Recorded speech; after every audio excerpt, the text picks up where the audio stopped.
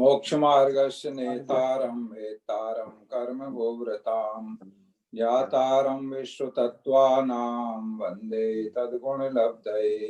कल हमने तत्वार सूत्र मोक्ष शास्त्र ग्रंथ जी में आचार्य श्री उमा स्वामी द्वारा ग्रंथ के प्रारंभ में किया गया मंगलाचरण का अर्थ समझा और उसके बाद ग्रंथ का उद्धार भव्य श्रावक द्वैपायक के माध्यम से उसके निमित्त से इस ग्रंथ का उद्धार हुआ है और वह उसके संबंध में जो कथा प्रचलित है उसके बारे में हमने आपको जानकारी दी। सम्यक दर्शन ज्ञान चारित्राणि मोक्ष मार्गा यहाँ से प्रारंभ होता है, अर्थात मोक्ष का मार्ग क्या है और 7 तत्वों का श्रद्धान करना सम्यक दर्शन है। तो उन 7 तत्वों का ही कथन इस ग्रंथ में किया गया है और अंत में 10वें अध्याय में मोक्ष तत्व मोक्ष की प्राप्ति का वर्णन करके ग्रंथ पूर्ण होता है। इस प्रकार मोक्ष मार्ग से शुरू होकर के मोक्ष की प्राप्ति होने तक 7 तत्वों का वर्णन या मोक्ष के मार्ग का वर्णन इस ग्रंथ में किया गया है, इसलिए यह मोक्ष शास्त्र है। और तत्वार्थ का वर्णन होने से तत्वार्थ और सूत्रबद्ध होने से सूत्र, इस तरह तत्वार्थ सूत्र इसका नाम सार्थक है। कल हमने जान लिया कि 7 तत्वों का श्रद्धान करने से, तत्वार्थ का श्रद्धान करने से सम्यक दर्शन होता है, अर्थात तत्वार्थ का श्रद्धान करना सम्यक दर्शन कहलाता है। और यह सम्यक दर्शन 2 प्रकार से होता है, तन्निसर्गा दधिगमत्वा, माने निसर्गज और अधिगमज। निसर्गज कहलाता है स्वभाव से और अधिगमज दूसरे के उपदेश आदि जिसमें निमित्त रहते हैं, इस तरह अधिगमज कहलाता है।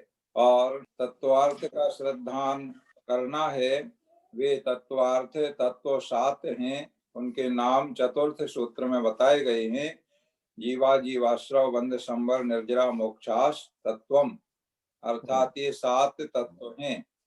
तो वह भव्य श्रावक जो द्वैपायक नामधारी है वह प्रश्न कर रहा है, उसकी जिज्ञासाएं हो रही हैं और उन जिज्ञासाओं का समाधान इस ग्रंथ में क्रमशः एक एक सूत्र आगे बढ़ता जा रहा है। अब ये जो 7 तत्व हैं कौन कौन से हैं? जीव चेतना जिसका लक्षण है वह जीव तत्व होता है और जिसमें चेतनता नहीं पाई जाती है, चढ़ाला में कहा है ना, चेतनता विनय सो अजीव है। तो चेतनता जिसमें नहीं है वह अजीव तत्व है। और आश्रव कर्मों के आने के द्वार को आश्रव कहते हैं। बंध कर्मों का आत्मा के प्रदेशों के साथ एक क्षेत्रावगाही संबंध होना, अर्थात मिल जाना, कर्म के परमाणु और आत्मा के प्रदेश आपस में मिल जाना, इसे बंध कहते हैं। और आते हुए कर्मों का आना रुक जाए उसे संबर कहते हैं। और जो कर्म पूर्व से आ चुके हैं वे कर्म आत्मा से पृथक होना, यह निर्जरा कहलाता है। और निर्जरा 2 प्रकार की, सविपाक और अविपाक। तो कर्म विपाक माने फल होता है, अपना फल दे करके कर्म आत्मा से पृथक हो जाते हैं, ये सविपाक निर्जरा कहलाती है। और ऐसा तो संसार के सब जीवों के लिए हमेशा होता रहा है, हो रहा है और आगे भी होता रहेगा। पहली सबके होए नहीं कुछ सरे काम तेरा, मंगत राय जी ने 12 भावना में निर्जरा भावना का वर्णन करते हुए ऐसा कहा है कि पहली सबके होए, इससे कोई काम होने वाला नहीं है। और दूजी करे जो उद्यम करके मिटे जगत फेरा, जो उद्यम करके माने अपने पुरुषार्थ बल से दूसरी माने अविपाक निर्जरा करते हैं वह मोक्ष की प्राप्ति में कारणभूत बनती है। इस प्रकार से निर्जरा तत्व के बाद में समस्त कर्मों का क्षय हो जाना, आत्मा से पृथक हो जाना मोक्ष तत्व कहलाता है। ऐसे 7 तत्वों का वर्णन यहाँ पर सूत्र में नाम बताए गए हैं और इस तरह से उनका वर्णन ग्रंथों में विस्तार से किया गया है। अब ये जो 7 तत्व हैं, इन तत्वों का व्यवहार कैसे होता है, तो इसके लिए अगला सूत्र आता है नाम स्थापना द्रव्य भाव तस्तन्यासः, अर्थात ये सम्यक दर्शन, सम्यक ज्ञान, सम्यक चारित्र आदि हैं, और जीव अजीव आश्रव बंध संबल निर्जरा मोक्ष आदि ये 7 तत्व हैं, इनका निक्षेप होता है। नाम स्थापना द्रव्य और भाव, ये 4 निक्षेप कहलाते हैं। व्यवहार कैसे चलाएं वो निक्षेप कहलाता है। माने व्यवहार में किसी का नाम हम कुछ रखते हैं तो व्यवहार में उस नाम से उसे बुलाया जाता है। अगर नाम ना रखें तो फिर हम किस प्रकार से संबोधन करेंगे, किस प्रकार बुलाएंगे। तो किसी का कुछ नाम इस तरह संज्ञा, नामकरण, नाउन किया जाता है तो वह नाम निक्षेप कहलाता है। उस नाम से उसे बुलाया पुकारा जाता है। इस तरह से तो नाम रखने में जो नाम हमने रखा वैसा ही गुण हो किसी में, ऐसा जरूरी नहीं है। किसी का नाम इंद्र हम रख देते हैं तो वो इंद्र जैसा ही हो ऐसा जरूरी नहीं है। किसी का नाम सुलोचन होता है, भले ही वो सुलोचन नहीं हो। किसी का नाम गोरेलाल होता है, भले ही वो काला हो, लेकिन नाम उसका गोरेलाल है तो गोरेलाल ही सब उसे बोलेंगे, और गोरेलाल कहने से ही वह सुनेगा, अपने आप को समझेगा कि हमें पुकारा जा रहा है, और वो गोरा नहीं है। जबकि तो नामकरण करने में वैसे गुण होना अनिवार्य नहीं होता है। केवल व्यवहार चलाने के लिए उस किसी भी वस्तु का कोई भी नामकरण किया जाता है, ये नाम निक्षेप कहलाता है। दूसरा स्थापना निक्षेप होता है। तो स्थापना 2 प्रकार की होती है, एक तदाकार स्थापना होती है और एक अतदाकार स्थापना होती है। तदाकार कहलाता है जिसकी हम स्थापना कर रहे हैं। जैसे महावीर की प्रतिमा हमने बनाई, तो महावीर का जैसा रूप था, आकार था, उसी प्रकार की प्रतिमा हम बनाए तो वो तदाकार कहलाएगा। जैसे हाथी हमने बनाया तो हाथी जैसा होता है वैसा ही हम बनाए हाथी, तो वो तदाकार कहलाएगा। और अगर हमने हाथी जैसा आकार नहीं है और किसी वस्तु को हमने हाथी की तरह उसमें हाथी की स्थापना हमने मान ली कि ये हाथी है। जैसे शतरंज खेलते हैं तो शतरंज में हाथी, ऊंट, घोड़ा इस प्रकार का व्यवहार होता है। तो उसमें जिससे में मोहरे में हाथी, घोड़ा या ऊंट का व्यवहार होता है, उनका आकार हाथी जैसा या घोड़े जैसा या ऊंट जैसा नहीं होता है, आकार कुछ अलग प्रकार का होता है।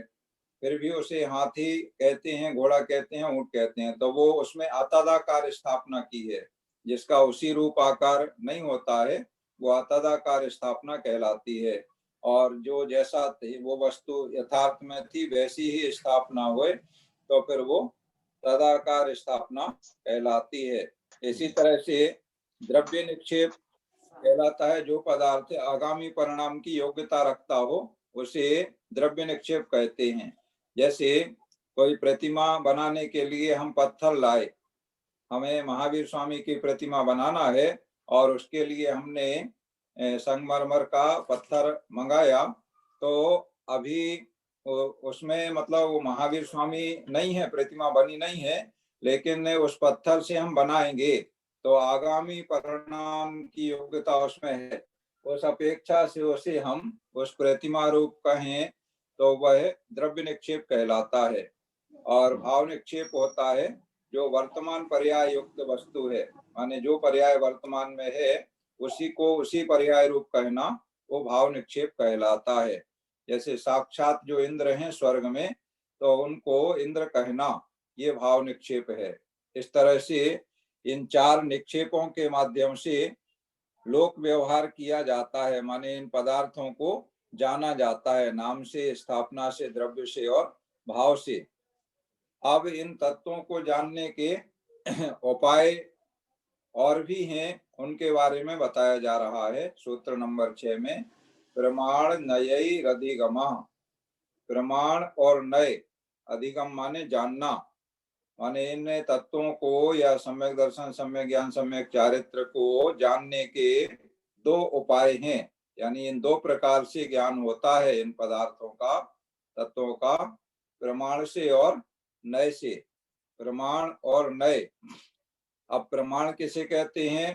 तो संपूर्ण वस्तु के जानने वाले ज्ञान को, माने वस्तु का संपूर्ण ज्ञान जिससे होता है वो प्रमाण कहलाता है। और नय किसे कहते हैं? जिसके द्वारा वस्तु के एक देश को जाना जाता है।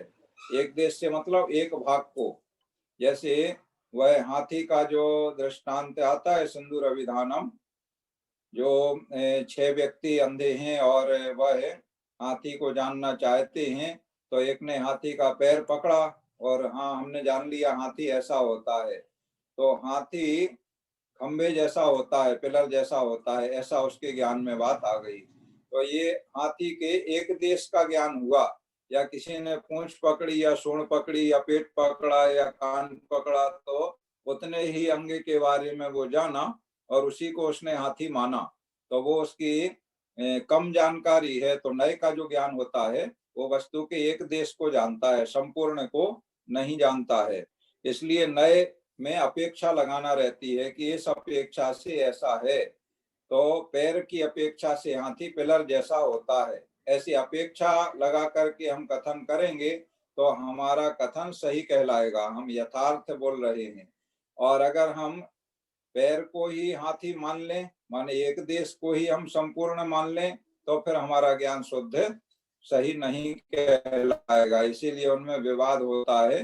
बाद में फिर ज्ञानी व्यक्ति द्वारा उनका विवाद हल किया जाता है। इस प्रकार से तत्वों को या पदार्थों को जानने के 2 प्रकार हैं, प्रमाण और नए। तो संपूर्ण ज्ञान को प्रमाण कहते हैं और वस्तु के एक देश ज्ञान को नए कहते हैं।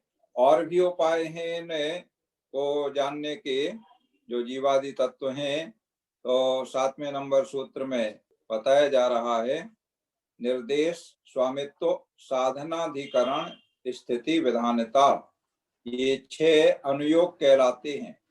निर्देश, स्वामित्व, साधन, अधिकरण, स्थिति और विधान, इन 6 अनुयोगों के द्वारा भी जीवादि पदार्थों का या सम्यक दर्शन, सम्यक ज्ञान, सम्यक चारित्र आदि का ज्ञान होता है।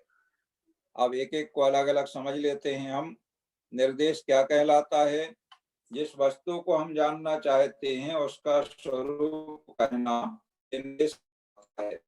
माने जीव के बारे में अगर हम जानना चाह रहे तो जीव की व्याख्या करके बताएंगे उसके बारे में, तो ये निर्देश कहलाएगा। फिर स्वामित्व कहलाता है उस वस्तु के मालिक कौन है। जिस वस्तु जीव हो या निर्जीव हो, उसका स्वामित्व, मालिक कौन है, इसके बारे में जानना, वो स्वामी कहलाता है। तो ये 6 जो अनुयोग द्वार हैं, इनके द्वारा उस वस्तु का पूरा ज्ञान हो जाता है। तो वस्तु का स्वरूप ऐसा है, ये निर्देश में जान लिया। वस्तु का स्वामी कौन है, मालिक कौन है, ये हमने जान लिया, तो ये स्वामित्व हो गया। तीसरा है साधन। साधन का मतलब ये वस्तु किस प्रकार बनी है, माने क्या किन चीजों से मिलकर के बनी है, उसे साधन कहते हैं। उनके वस्तु के उत्पन्न होने के जो कारण हैं वो साधन कहलाते हैं। साधन के बाद अधिकरण, वस्तु जिसके बारे में हम ज्ञान करना चाह रहे हैं उसका अधिकरण क्या? अधिकरण माने होता है आधार। जैसे जमीन पर टेबल है, टेबल पर लैपटॉप है, इस तरह से तो लैपटॉप के लिए आधार टेबल है, टेबल के लिए आधार ये जमीन है। इस तरह से इसे अधिकरण कहते हैं, वस्तु के आधार को। इसके बाद है स्थिति। स्थिति कहलाता है काल की मर्यादा। और अंतिम है विधान। विधान का मतलब भेद, उस वस्तु के भेद प्रभेद कितने हैं। जैसे जीव के विधान की भेदों की बात करें तो जीव, संस्कार और मुक्त 2 प्रकार के होते हैं। दूसरे अध्याय में वर्णन आएगा। फिर संसारी जीव कितने प्रकार के होते हैं, तो त्रस्त स्थावर 2 प्रकार के होते हैं। मुक्त जीव भी 2 प्रकार के होते हैं, मुक्त और शरीर मुक्त। इस तरह से भेद करना वस्तु के, उसको कहते हैं विधान। ऐसे अनुयोगों के माध्यम से वस्तु का पूर्ण ज्ञान प्राप्त। जीवादि को या सम्यक दर्शन आदि को जानने के और भी उपाय हैं। तो 8 नंबर सूत्र में और उपाय बताए जा रहे हैं, हम विस्तार से कल चर्चा करेंगे। और इस प्रकार आज की क्लास पढ़ाई पूर्ण होती है। सभी को जय जिनेन्द्र। नमो अरिहंताणम।